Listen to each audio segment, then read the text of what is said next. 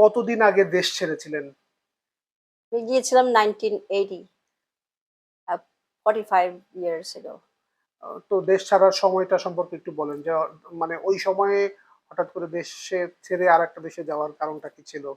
আমি তখন অসুস্থ ছিলাম। আ আমি যখন ছোট ছিলাম আমার একটা অ্যাক্সিডেন্ট হয়ে ভাতের পাতিল পড়ে আমি পুড়ে গিয়েছিলাম। তো ওটার থেকে এটা শুকায় নাই। তো অনেক আরকি তখন আমি অনেক শুকনা হয়ে গিয়েছিলাম। ওটা হয়েছিল আমার অনেক আমি ছোট ছিলাম তখন। ওটাতে আমাকে এফেক্ট করেছিল। তো তখন আমার ফ্যামিলি আরকি অনেক অস্থির ছিলেন আমার জন্য। তখন আরকি উনারা একটা কেনেডিয়ান ডক্টরকে দে আমাকে দেখায় উনারা বলল কি হয়তো ওই যে এলাকাতে পুড়ে গিয়েছিলেন ওটা শুকায় নাই এখনো হয়তো ক্যান্সার হবে। তো উনাকে বাইরে পাঠানো দরকার। তখন আমার ভাই ছিলেন ৬ মাস আগে গিয়েছিলেন মন্ট্রিয়ালে পড়াশোনা করতে। তখন উনি বলে, "থাক, থাক ওখানে চলে আসো। ওখানে children hospital, best children hospital কানাডার হুম, মন্ট্রিয়ালে আছে।" হুম, হুম। তো আমার ফ্যামিলি ওখানে আমাকে পাঠিয়েছিল আমার ভাইয়ের কাছে চিকিৎসার জন্য। আচ্ছা। সেইভাবে আমি আরকি কানাডাতে গেলাম। তো কানাডায় আপনি আ ওখানে গেলেন, যাওয়ার পরে আপনার ট্রিটমেন্ট হলো। তারপরে আপনি বোধহয় তারপরে ওখানে ভাই যেমন পড়াশোনা করছে আপনিও হ্যাঁ, পড়াশোনায় ঢুকে গেলেন। হ্যাঁ, আমিও তখন আরকি আমি কানাডা আমি I fall in love in with the country. So আমি আমার বাবাকে বলছি যে আমি আমি ওখানে থাকতে চাই। বাবা বলল ঠিক আছে। ওই তখন আরকি আমার কানাডিয়ান লাইফ ওখানেই আরম্ভ হলো। আচ্ছা। সেটাই। তো পড়াশোনা আর কাজের পাশাপাশি আপনি মানে জীবনের কোন পর্যায়ে মনে হলো যে পেইন্টিং এর সঙ্গে যুক্ত হই? আমার তখন তো আমি আ আমার ফ্যামিলিকে অনেক মিস করতাম। তখন আমি আরকি ওই বাইরে ইয়েতে একটা পার্ক ছিল কাছে। ওখানে যে একটা একটা ইয়ে ছিল আমার আ ড্রইং আ প্যাড আর পেন্সিল নিয়ে ওখানে যে বসে আমি আঁকতাম। তখন আরকি ওইভাবে কানেক্টেড আমি দেশের জন্য আরকি যেটা মিস করতেছিলাম। কারণ আমার বাবা ছিল আর্টিস্ট। উনি সবসময় বিকালবেলা সবসময় ডুডলিং আর্ট আমি তখন উনার পাশে দাঁড়িয়ে সবসময় অ্যাডমায়ার করতাম। সো ওইটা থেকে আমার আরকি অ্যা ওটা আরকি আমি চাচ্ছিলাম যে যখন আমি লোনলি ফিল করি, ওই ইয়েটা করি তখন আরকি ফ্যামিলির কানেকশনটা আরকি যেমন আমার ফিল হয়। তো তখন থেকে আমি আরকি ওখানে যখন লোনলি ফিল করতাম সময় ছিল, তখন এইভাবে আমি আরকি আর্টটা জেগে রেখেছিলাম। এই আরকি। তো ডিজিটাল আর্টে এটা কনভার্ট হলো এটা কিভাবে? হলো I think 2008 or 9 এর ওইখানে তখন আ আমার আ আমার বার্থডেতে আমার ছেলে একটা লিটল ট্যাবলেট কিনে দিয়েছিল। ওটার নাম ব্যাম্বু সামথিং। ওটাতে আরকি তখন আমি বললাম কি এটা কিভাবে ইউজ করব আমি? তখন ওরা বলে ফটোশপে এটা দিয়ে করতে পারো। তখন ওরা আমাকে দেখালো কি ব্রাশ নিতে হবে। তারপরে এগুলো কি করে এটা আমি তখন আমি সাথে সাথেই আমি তো আর্টিস্ট আমি জানি ড্র করতে পারি। তখন আমি সাথে সাথে নিয়ে নিলাম। একটা সুন্দর একটা রোজ ইয়ে করে একটা ডিজাইন করে আমি একটা প্রিন্ট করলাম আর্টটা। তখন আমার ছেলে তো বলে, "আরে কিভাবে এটা? কেমন করলে তুমি?" পারলাম কি আমি ড্র করতে পারি। So if I can draw it, I can do the same thing with the mouse. So that's how I got into digital art. Uh, but I was also doing oil, acrylic at the same time. তো ছেলে যে আপনাকে tab কিনে দিল, ওই সময়টা থেকে আজকে পর্যন্ত একটা লম্বা জার্নি।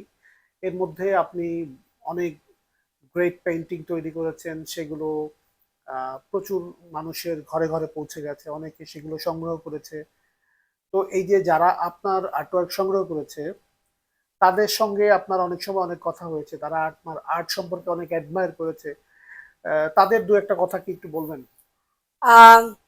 আম হ্যাঁ, অবশ্যই। আর একটা খুবই মজার ব্যাপার হয়েছিল। আ হয়তো এই যে 5-6 ইয়ার্স ago আমার অনেকগুলো গল্প আছে এগুলা নিয়ে। একটা হলো আমার একটা এক্সপোজিশন হচ্ছিল নর্থ আমার ২ ঘন্টার ড্রাইভ ওখানে তখন গ্যালারি আমাকে ফোন করলো বলে কি এই আমার এখন এখানে একটা কাপল আসছে ওরা খুবই পেন্টিং এর সামনে বসে আছে খুবই ইমোশনাল, উনি কান্না করতেছিল লিটারালি, বলে কি উনি কিনতে চাচ্ছেন। সো একটা ওদের অ্যানিভার্সারি, ওর হাজবেন্ড ওকে পেন্টিংটা কিনে দেবে। তখন তো আমি তো অবাক, উনি কান্না করতেছেন আমার পেন্টিং দেখে, কি ব্যাপার। আমি বলি ঠিক আছে, হ্যাঁ অবশ্যই এটা তো সেলের জন্যই আছে। বলকে না, ওনারা চাচ্ছেন একটু যদি আপনি একটু কমিয়ে দিতে পারেন। তো আমার বড় পেন্টিং গুলা ইউজুয়ালি $2000। সো আমি বলছি, ঠিক আছে, উনি যখন কান্না করতেছে ঠিক আছে, আমি আর কখনো এগুলা, কেউ আমাকে ফোন করে বলে নাকি কমাই দেবেন, কেন ওদের গ্যালারির সাথে হয়, কিন্তু গ্যালারিরও ওরা অনেক কি হয়ে গেছে যেটা দেখে। তো ঠিক আছে, দেন 1500 দিয়ে দেন।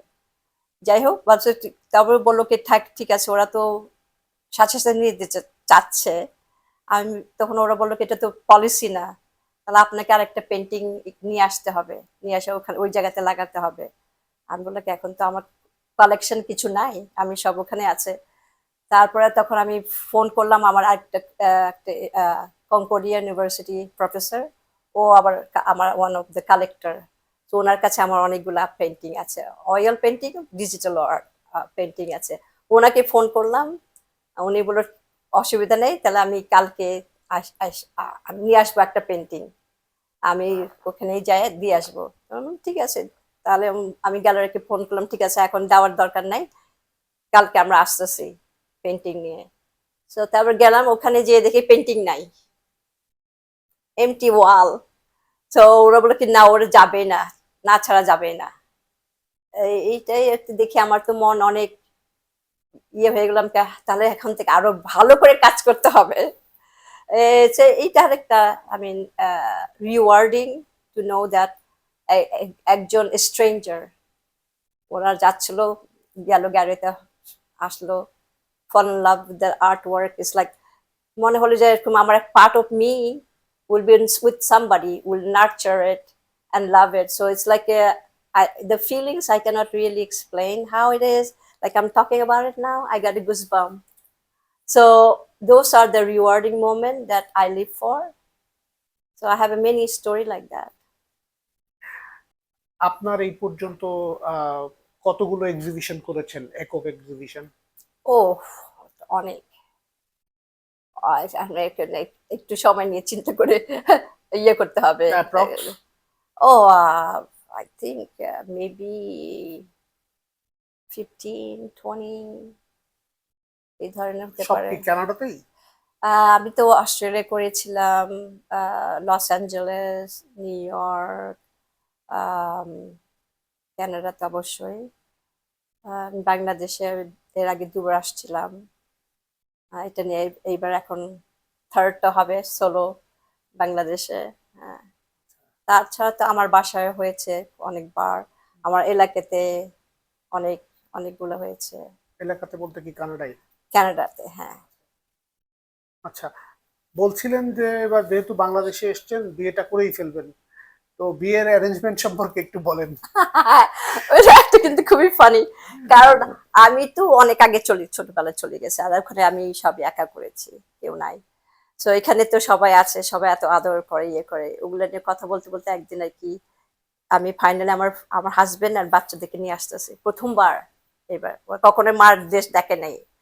তো যাই হোক, তার ফ্যামিলির সাথে কথা বলতে বলতে হয়ে গেছে একটা, হ্যাঁ বিয়ের ইয়ে হবে, বিয়ের মতো করে একটা পার্টি হবে। Actually it's like a family get together. তারপর ওটার থেকে এখন একদম সত্যি বিয়ে হবে। বলছে কি না, তুমি মুসলিম মেয়ে, তাহলে আমরা তোমাকে ওইভাবে মুসলিম ভাবে ওই ইয়া টিয়া পরে ওইটা করে একদম তোমার মুসলিম বিয়ে দেবো। ঠিক আছে, আমার হাজবেন্ড কোনো, ও যেটা বলবো ওইটাই করবে, কারণ ও অনেক ভালো মানুষ। তাই আমার বউ যেটা চাবে সেটাই। সো আমি বললাম কোনো অসুবিধা নাই, আপনারা যেভাবে করবেন সেটাই। তা এখন সব ফ্যামিলি তো খুবই উত্তেজিত হয়ে গেছে, বলছে হ্যাঁ আমরা হলুদ করব, আমরা তোমাকে বিয়ে দেব। তারপর তোমার বললো কি একটা জিনিস আমি এখনো জানি না এটা কি হয়, বলকে জুতো চুরি করবো আমরা। হ্যাঁ, তখন কিন্তু তোমার হাজবেন্ডকে বলে দিও যে পয়সা নিয়ে আসতে। আমরা এইসব, এই যে একটা বড় একটা, যেমন আমি জানি না বিয়েতে কি হবে, কিন্তু সবাই যেটা নিয়ে গল্প করে একটা আহ উত্তেজিত হয়ে ভালোবাসা দেখায়, যে ওরা গুলো বলতেছে, আমার খুবই ভালো লাগতেছে, আমার এমন লাগতেছে যে আমি যেমন এখান থেকে আমার মনে আছে আমি এখন ঘুমিয়ে আছি, স্বপ্ন দেখতেছি, আমি উঠতে চাই না ওখান থেকে, উঠলে হয়ে যাবে এটা নাই, এটা সত্যি না। আমি এইভাবে এখন আমি এটার মধ্যে আছি আর কি। আপনার ঐতিহ্যবাহী পরিবার, আপনার বাবা, তাদের সম্পর্কে একটু বলেন। আমার আমরা আমাদের ফ্যামিলি, বাবার ফ্যামিলি, আমরা ওল্ড ঢাকা ফ্যামিলি। হয়তো আপনি নাম শুনেছেন, আহ, আবুল খায়রাত রোড, নাবলক মিয়া লেন, ওই দিকে, ওই ওল্ড ঢাকার ওখান থেকে তারা মসজিদ, ওখান একটু থেকে। লাউডার। হ্যাঁ, ওই দিকের থেকে আমরা ওখান থেকে। আম, আম, আহ, কি আমার আঙ্কেল ছিল, উনি ছিলেন ওইখানকার কমিশনার, প্রথম কমিশনার ঢাকা, 25 ইয়ার্স। এখন তো আমি দেখেছি যে ইউটিউবে আমাদের হেরিটেজ বাবার বাসা অনেক ভিডিও হয়ে গেছে। আর কি বলবো আমি, এখন সবাইটা পাবলিক নিউজ হয়ে গেছে এখন। আপনার বাবা যেন নাম কি যেন? আমার বাবার নাম আবু জাফর জিয়াউল হক। আহ, উনি আহ, জমিদার ছেলে। আম, আমি অত বেশি জানি না, কারণ আমি তো বাইরে বেশি। হুম, হুম, ইউটিউবে সব ইনফরমেশন আরো হুম, আমার হুম। থেকে বেশি জানতে পারবেন। আচ্ছা। কিন্তু আমার বাবার একটা জিনিস, উনি ছিলেন, উনি ওনার গার্ডেনের, love of the garden and art, and ওনার তো শুনেছিলাম যে কয়েকবার নাকি গোল্ড মেডেল পেয়েছিলেন উনি, বেস্ট গার্ডেনার আর গার্ডেন বাসায় ছিলেন। আমাদের এখানে সবসময় পাখি ছিল খাঁচাতে, অনেক অ্যানিমাল ছিলেন, বাগান, অনেক গাছ। আমার মনে হয় এই জন্য হয়তো আমি ক্যানাডাতে যে ওইভাবে ওরকম জায়গা দেখে বাড়ি কিনেছি, অনেক গাছ, খালি জায়গা, পাখি। আবার আমি দুটো পন্ড করলাম, ওটা কয় ফিশ আছে। আর কি চাচ্ছিলাম মিনিচার, যেটা আমি এগুলো পছন্দ করি, যেখানে বড় হয়েছি ওগুলা রেখে আমি ওখানে নিয়ে ওখানে গিয়েছি, কারণ আমি মিস করি তো। ওটার জন্য সবকিছু আমার কাছে অনেক ইম্পর্টেন্ট, দেশের সব জিনিসগুলো অনেক ইম্পর্টেন্ট, কারণ আমি পাচ্ছি না তো, আমি অন্য অন্য কালচারে আছি, অন্য দেশে আছি। তো আমি সবসময় রিক্রিয়েট করতে চাই আমার ছোটবেলায়। সো এটা আর্ট ইজ আমার অনেক, I save my life, part of me. Everything else is like a secondary. And অবশ্যই after I have my children, my husband, they become also my focal point. আপনি তো অনেক ছোটবেলায় দেশ ছাড়ছিলেন তো। হ্যাঁ, দেশের এমন কি কিছু আছে যেগুলো আপনি কানাডাতে মিস করেন? দেশের আমি সবথেকে মিস করি আমার ফ্যামিলি। আর দেশের যে মানুষের, আহ, ওদের যে হৃদয়ের আদরটা দেখায়, কেউ দেখাতে পারে না কোথাও পৃথিবীতে। এখানে আমি এই যে কয়েকদিন আগে ইয়াতে বেঙ্গল গ্যালারিতে গিয়েছিলাম, তখন দুটা মহিলা আসছিল ওখানে, ওর শোটা শেষ হয়ে গেছে, জানতাম না।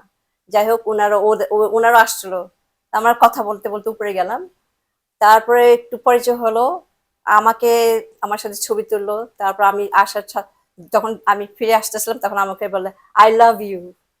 আমি তো কি বলবো, আমি তো একদম একদম বাটারের মতো, আমরা হাতে যেমন করলে মেল্ট হয়ে যায়, আমি ওরকম ভাবে মেল্ট হয়ে গেলাম আর কি। এটা কেউ কোথাও এটা হবে না, এটা হয় না, কেউ কখনো এইভাবে ইমোশনটা এক্সপ্রেস এক্সপ্রেস করতে পারবে না। করতে পারে না। ওনারা আমাকে দেখে খুব ভালো ফিল করেছে, আমিও ভালো করেছি, কিন্তু ওনারা আমাকে বলে দিল যে আই লাভ ইউ। হুম, হুম। আমাকে আগে কখনো চিনে নাই। তো এই যে এইসব জিনিসগুলা কোথাও পাওয়া যায় না, ওখানে তো পাওয়া যায় না, কোথাও পাওয়া যায় না।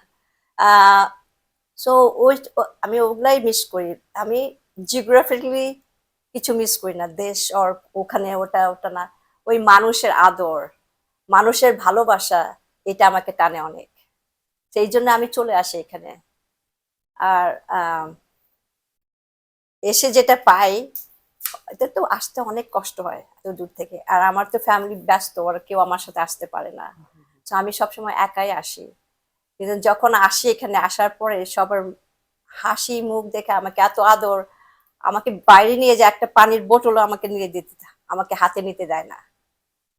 এমন এত ভালোবাসা আমার ফ্যামিলি, তো ওইটাই আমি সবথেকে বেশি মিস করি, আর ওই জন্য আমি চলে আসি এখানে।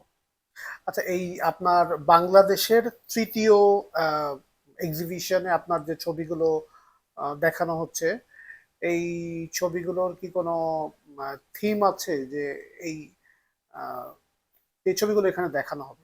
এগুলোর কোনো হ্যাঁ, হ্যাঁ, বিশেষ কোনো বিষয়বস্তু আছে? এগুলো সব সময় নেচার, নেচার নেচার। আমাকে অনেক টানে। সো আমি যখন আরম্ভ করি, আহ, আমার একটা মাথায় একটা থিম আছে, হুম। কিন্তু মাঝে মাঝে দেখা গেলো যখন আমি ফিনিশ করলাম, দেখা গেলো আরেকটা থিম চলে আসছে, আমার থেকেও ভালো থিম চলে আসছে।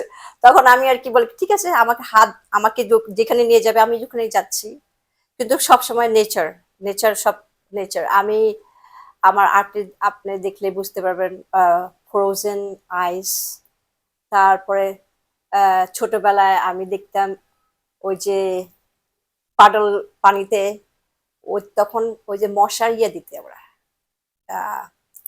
স্প্রে করতে কিছু, তো ওটা না ওই ওই পানির মধ্যে ইয়ে থাকতো, তারপর রোদ আসলে না কেমন একটা একটা রেনবোর মতো কালারের মতো ইয়ে হতো, ওগুলো এখন আমার মনে আছে যে আমার পেন্টিং এ আমি ওগুলো ক্যাপচার করেছি।